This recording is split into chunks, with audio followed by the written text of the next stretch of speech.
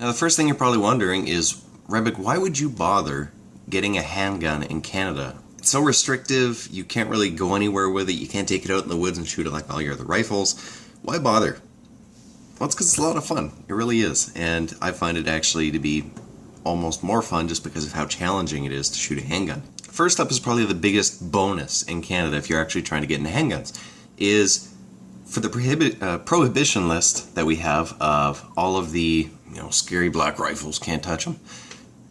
All of the stuff that's on there is all rifles or shotguns. I mean, maybe a couple handguns here and there.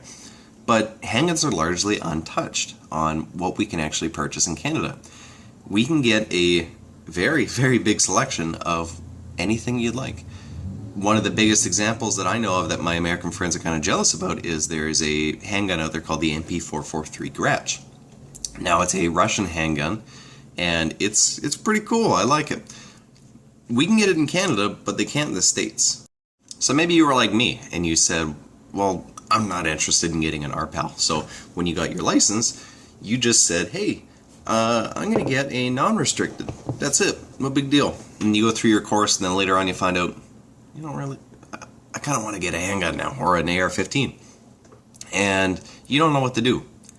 Well, there are specific upgrade courses that are offered by PAL instructors, and you have to shop around because the prices really vary on them. I was looking around, and some guys were offering an upgrade course for $140. I thought, that's really expensive. Some people didn't offer upgrade courses at all. They just wanted to do it all in one shot. But I found my local Canadian Tire actually hosted a couple of guys who were teaching the PAL and RPAL course, and they actually would invite the upgrade guys in on the second day because they split it into 2 days. And that worked out absolutely perfect for me. It costed me $70. $70 in total to get my book and take my class and upgrade my license. Now that's pretty cheap compared to some other places that you might go on, so definitely look at where you're actually going to go get your license. So now you're interested, but you don't know how long the wait is. That's the killer. That's the terrible part about this process that I found, was you have to wait for so many things to actually start going for you to actually get your handgun in your home and take it to the range. Now about the wait, how long actually is it? Well, you can cut a few corners just to shorten it by a tiny bit, but it's not going to be very, very fast at all. The very first thing you're going to have to do is you're going to have to wait for the store to actually send the transfer notice to the RCMP. Now, this can take some time. For your first purchase, it actually is going to take a little bit longer because you don't have everything lined up just yet. After purchases afterwards, they're going to say, okay, well, he already has this information done, we'll use this, and then approve the transfer a lot faster. So instead of waiting nearly 3 weeks just to take it home and to the range. So how do I cut a quarter? How do I make the process a little bit shorter? Well, what you need to do is you're going to need to have a reason to use your handgun, is what the RCMP is going to send you a letter on.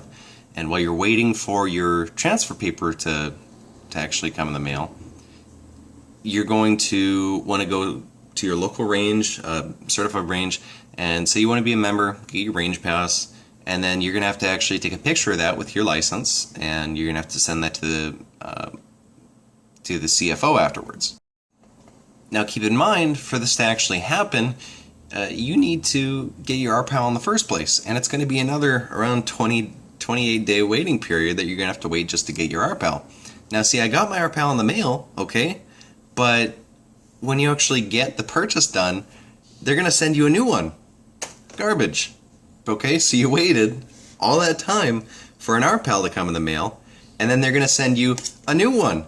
And they're going to replace that one, which is kind of a waste of time and a waste of money and a waste of everybody's time. But that's okay.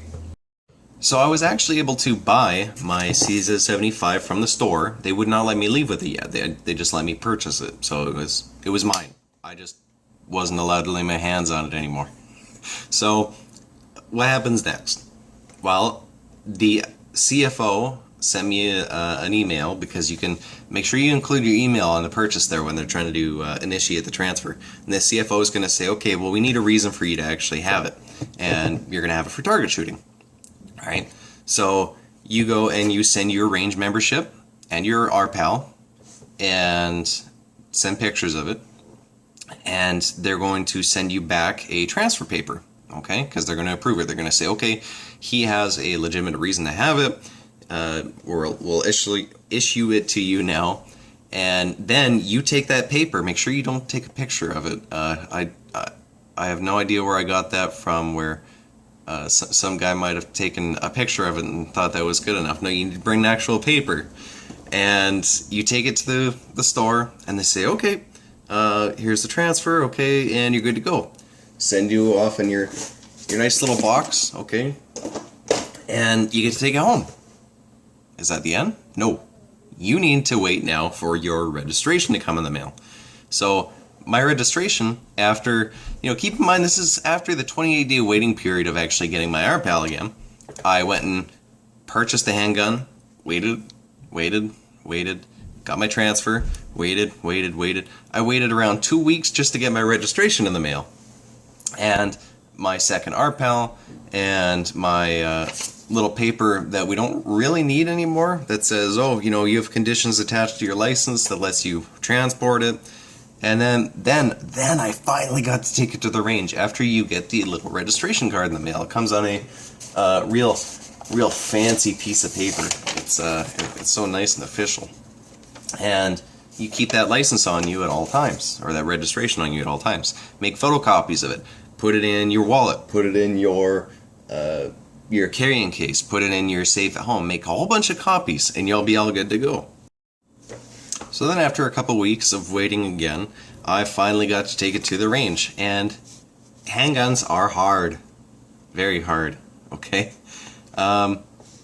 This is after a couple magazines. And that's part of the reason why I find handguns so fun, is because they're difficult. They're really, they're pretty cheap to fire. I bought some cheap aluminum cased ammunition. It was around like a little under $20 for a box of 50 for 9mm, which is, not bad, I guess. It's cheaper than a lot of your rifle rounds. Way cheaper than 308. And it's really fun.